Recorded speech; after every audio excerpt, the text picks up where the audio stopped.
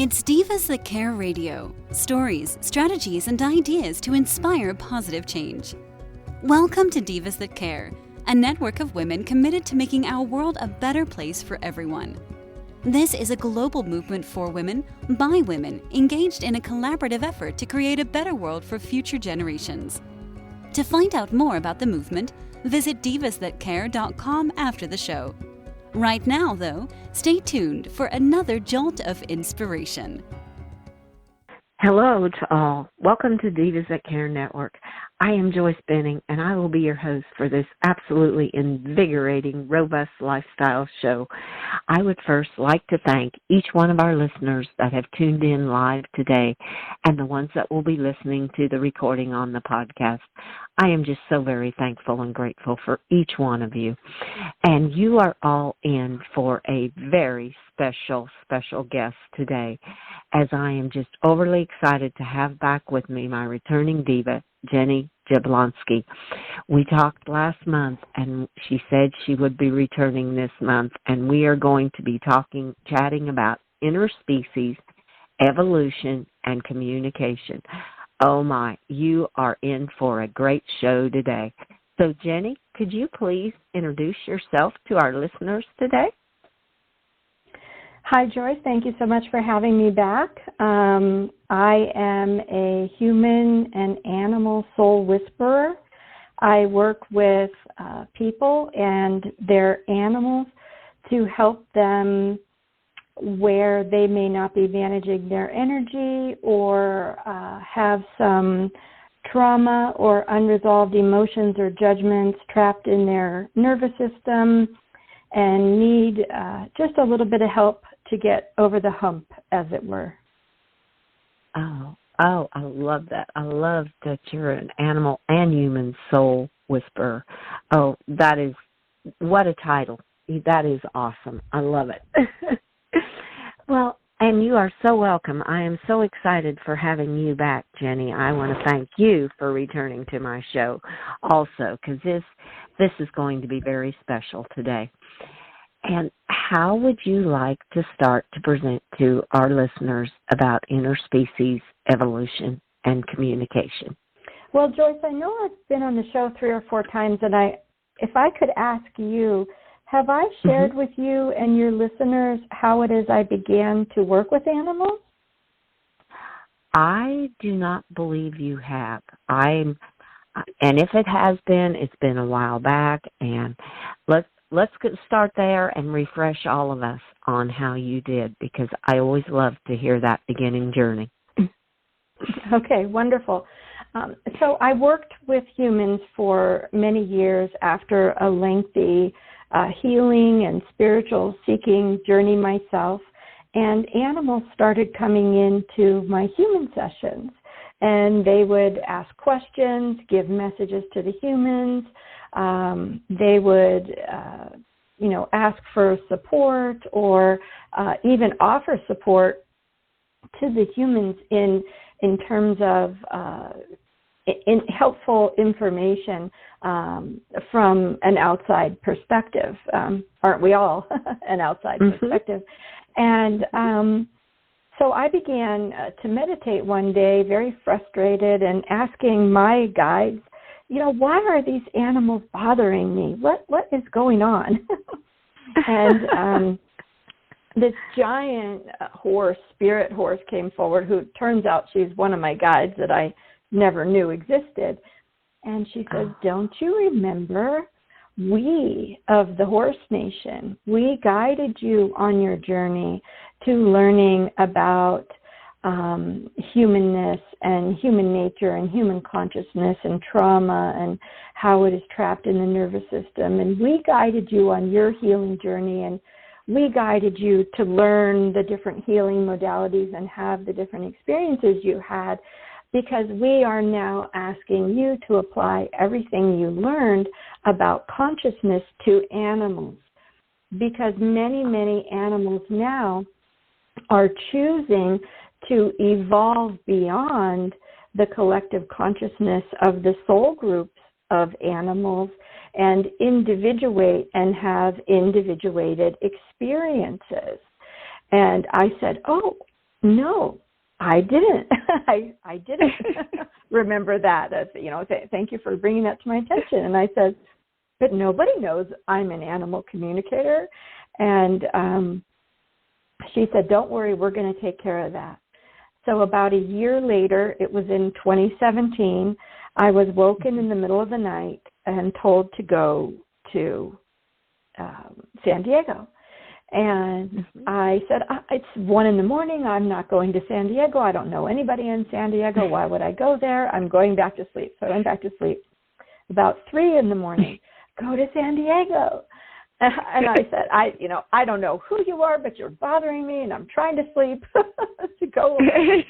And then at 5:30 in the morning, really loudly, go to San Diego.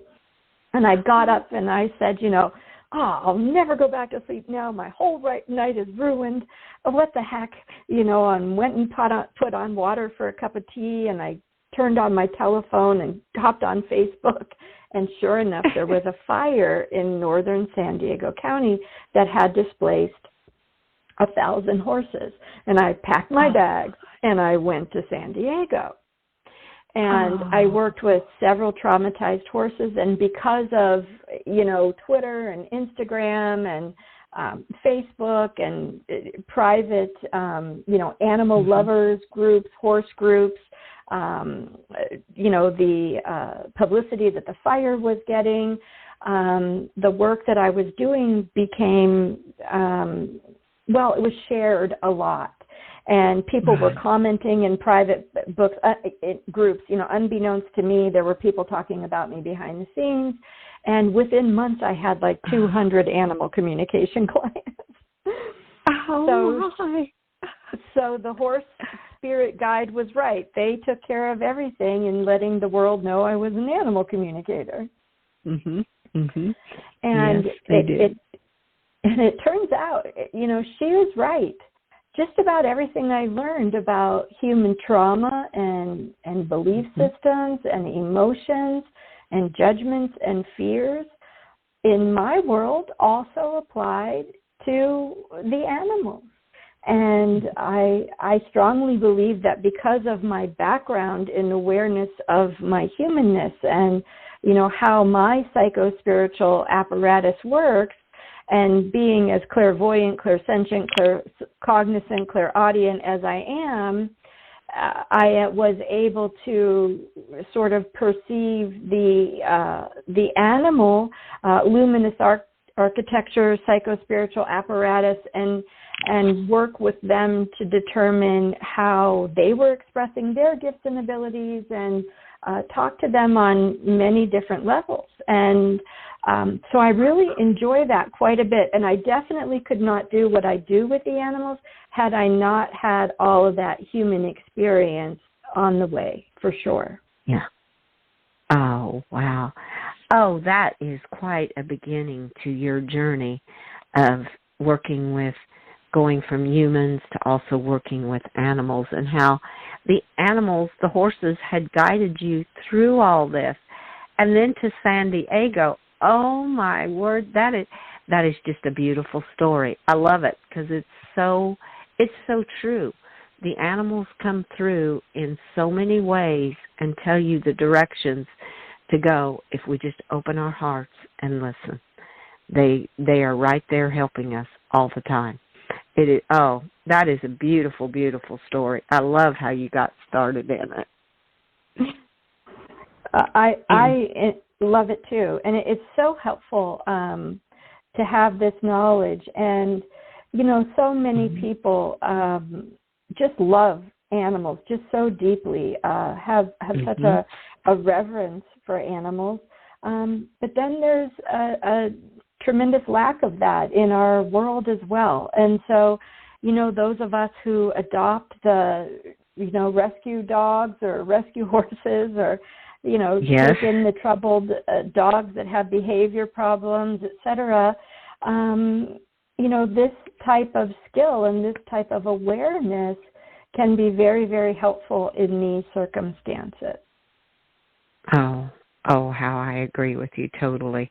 It just opens up a whole new new door to be able to help these animals in so many different ways, because they're reaching out to us if we will just open our hearts and listen to what they're saying to be able to help them. Now, we had talked just very briefly at the end of our last interview on different ways that people can receive information from animals. Do you want to touch a little bit on the different ways that information can be received and that you can communicate with the animals? Yes. Well, one of the most helpful ways sort of overlaps with the way I teach humans to become more self-aware within themselves and to, I call it self-inquiry, to begin to be more self-aware of our own energy and connect with our guides and connect with our own soul or higher self, whatever your preferred language is. And the exercise that I share with humans is for themselves, for their own evolution, is very similar to what I would share with humans if they wanted to connect in a way that is more clear, with their own animals. And that is through breathing, through grounding, through holding the intention, obviously, to do what it is you're setting out to do. So giving ourselves permission. Many of us, and I venture to guess, majority of your clients are like me, possibly like you. When we were young, we talked to trees and plants and animals and had our psychic abilities, but we got shut down, or we shut them down, or we were told it wasn't real, it wasn't true, and we should just be quiet and, not use our abilities, or people would think we were strange or what have you. And so a lot of us have not given ourselves permission to use our abilities, to be able to hear, to be able to see, to be able to perceive multidimensionally. So that's a big hurdle, I think, for a lot of us. Sometimes we call ourselves empathic, which is sort of a ubiquitous misnomer. Sometimes we're called highly sensitive persons, which is the Western model of, psychotherapy. It's sort of a box that is very, very limiting, and there are very few options to support people like that. But giving ourselves permission is the first place I would start, and I offer this to all of my clients that I work with, to use affirmative statements such as, I give myself permission to heal. I give myself permission to change. I give myself permission to remember the truth of who I am. I give myself permission to once again access my psychic abilities. I give myself permission to feel safe doing this. Now, when we make these affirmative statements, it may bring up the emotion and judgment and fear surrounding why we shut down our abilities in the first place. But I'm pretty sure we all have these abilities. We've just forgotten. And, we are ancient souls. And so we definitely have some experience of, using our abilities in the past and having it not gone well, or, potentially just our childhood in this life. So giving our higher selves permission to communicate with us, giving our inner child permission to sort of let go of the reins, so to speak, and to allow us as the adults to manage our abilities. Oftentimes it's our inner child who shut down our abilities, who really constructed tremendous blocks, just turned the switch off because it was not helpful when we were a child to perceive a lot of the other things in our world that most people don't see. So giving permission is number one. Then number two, I would go to an exercise very similar to what Heart Math shares, breathing in through the nose, out through the mouth. I don't know that Heart Math speaks about grounding. I'm a certified practitioner. You would think I would remember that, but I would add in grounding, earth energy up through the chakras in our feet. A lot of people don't talk about that. They more focus on the grounding cord. That actually orients us to the planet we live on. It is not where the exchange of earth energy takes place. That happens in the chakras in the bottom of our feet. So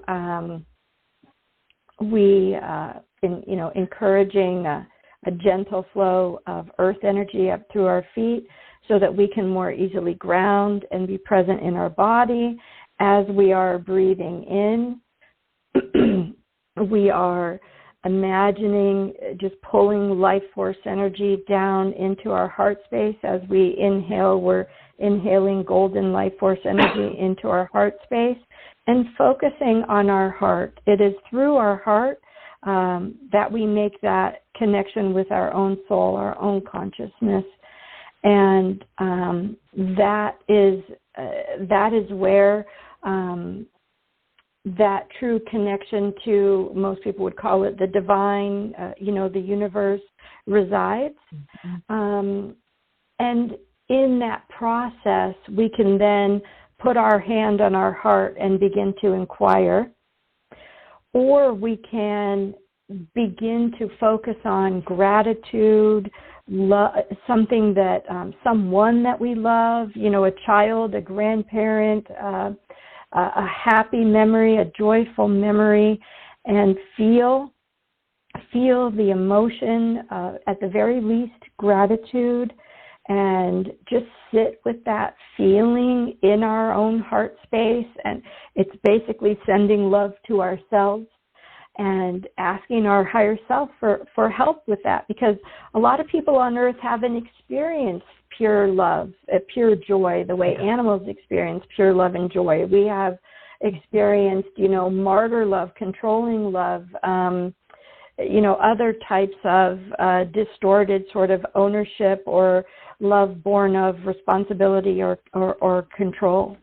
So asking our higher self for help can be very, very helpful here. And then once we are sitting with that feeling of gratitude or love or joy, we're thinking about a joyful memory, and you can just viscerally feel it within you, radiating within you, then we send that out to our animal. Now, we don't intend to overtake them with it, intending just to offer it to them as if you would offer a baby blanket to a child who is maybe unhappy or crying. You sort of hold it out and allow them to receive it if they choose within their energy field. So we're offering that gratitude. I'm so grateful that you're my dog or my cat or my hamster or my horse. And I just want to send you gratitude. Thank you for coming to live with me. Thank you for allowing me to be your caretaker. Thank you for allowing me to benefit from your unconditional love and your presence. And I am here to support you, and radiate that to them, and they can receive it if they choose. And Joyce, when I share these types of exercises with people to do with their animals, I often get extremely interesting responses back about how the behavior of their animal shifts and changes following exercises such as this. Oh, definitely. I when you were talking about gratitude and sending it out to your animals, I tell my horses every day, and my animals and my kitties and dogs, how much I love them, and thank them for being in my family, for choosing me as the one that they are with, and that I have the honor and privilege to have them in my life. So yeah, and it does. It is amazing how their attitudes change. It's my mare. I really seen it in. She's just so much calmer and just so much more loving, and she loves attention. And in the beginning, I wasn't sure she wanted attention, and now she loves it. And it's just sending out, like you said, from your heart, love to them and being grateful to them. And they feel that. There's no doubt in my mind that they totally feel it, because I've experienced it firsthand with my own. And even my little kitties, they just snuggle in when you tell them you love them, and it's like, oh man, they feel like they're so at home. I have 2 little strays that showed up here of kitties, and the one is just loves attention. That she has found the home. The other one still, he's trying to figure out if humans are still the ones he wants to be around. He likes you, but just kind of leave hands off. So he's kind of the one where you send out the love, but it'll be in his time when he comes. But the other one, she just accepted it completely. So yes, that is so very true, Jenny, on that. I can totally say I have experienced that in all ways. I love it. I love it. And you're right. A lot of animals do respond differently. There have been different studies done of animals and their heart rate variability. And when people send love to animals, in the scientific experiments, the documentation shows that not all animals, and I'm specifically speaking of horses there with this particular scientific study I'm referring to, that was under the auspices of HeartMath and people that work closely with HeartMath. Not all horses received the love. Not all horses shifted their heart rate variability. And from my perception, that is indicative of a horse who has been traumatized, who is shut down, who has emotions, judgments, fears within their heart chakra, a wall around their heart, protecting their heart. And so, not all animals will respond well. If we continue to do it over time, and we don't do it forcefully, the most important thing from my perspective is not to force, to have no expectations that they receive it or return it. When we have no expectations, oftentimes, and I talk to animals like this in my sessions, I will say, I'm here to support you, and if you choose not to heal, I'm not going to judge you, and I won't be upset. If I need to refund your caretaker's money, I will refund your caretaker's money. I will not violate an animal's sovereignty. I will not go into their consciousness, go into their memory bank, and retrieve memories that an animal doesn't want me to access. And, unfortunately, some do, some psychics do. We're not all necessarily operating in the same ethical realm. But I, am very aware that a lot of times the trauma, the experiences, the lack of trust of humanity, the lack of trust of, be it a female abuser or a masculine abuser or just the world in general, it's very important for us to honor their experience, because they, like us, are infinite beings of light with a consciousness. And the sad thing is they don't have a voice.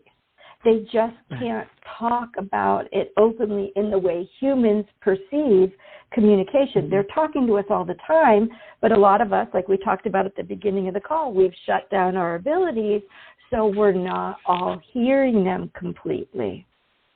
Right. Oh, this is so true. I mean, another instance in myself is I have a horse that came from some abuse, and it's taken a lot longer to connect with him. And once he opened up and felt he could receive that, and I started to understand him better, oh my, it's a beautiful journey then. Just like you said, you just offer it out and just understand them where they're at too. And yeah, there's there's so much to it, and it is so beautiful in so many ways. It's an experience that is not even able for me to put into words.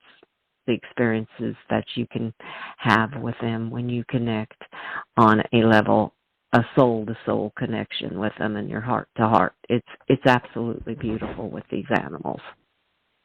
Absolutely. And more people every day are coming forward and having these conversations openly, where before it would have been taboo. We might have been ostracized. Our family would think we were crazy.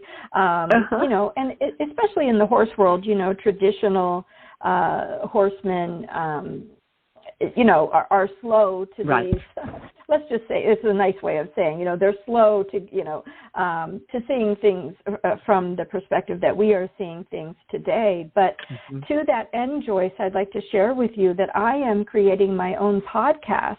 I'm going to be launching it in October, and it is called Interspecies Evolution, and it will be solely to promote a conscious revolution for interspecies partnership and an advanced and forward-thinking understanding of communication with animals as sentient beings.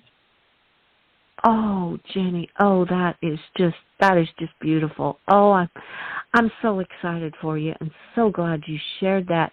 Now, how will our listeners be able to connect to those podcasts? What is how will they be able to? Is it through your website, or how will they be able to connect? Yes, well, I'm going to have a separate website called Interspecies Evolution. There will be a Facebook page, and we'll be sending out the podcast on 7 or 8 different platforms. But there will be a website called Interspecies Evolution as well. I don't remember the extension. I don't remember if it was .com or .tv, or I apologize for that.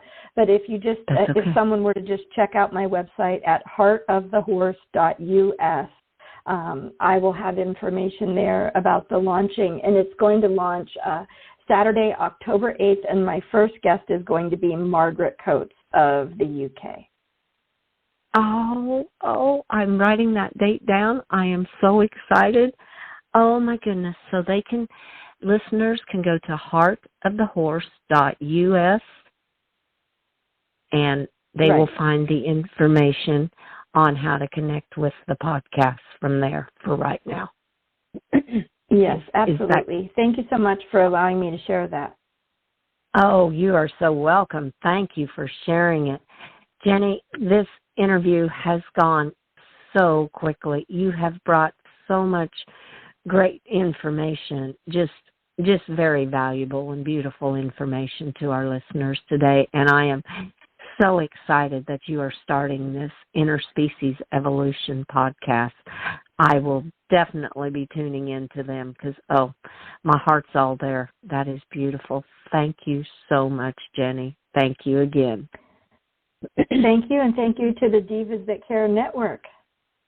Oh, you are so welcome, and thank you for being part of it. And you have yourself a magical day, Jenny. And I want to thank all of our listeners for listening to this absolutely amazing interview with an absolutely incredible diva, Jenny Jablonski. Please share this show with all your family and friends. Check out all the hosts and their shows on divasthatcare.com. And all of you have a magical day. And remember, thank your animals for being part of your family.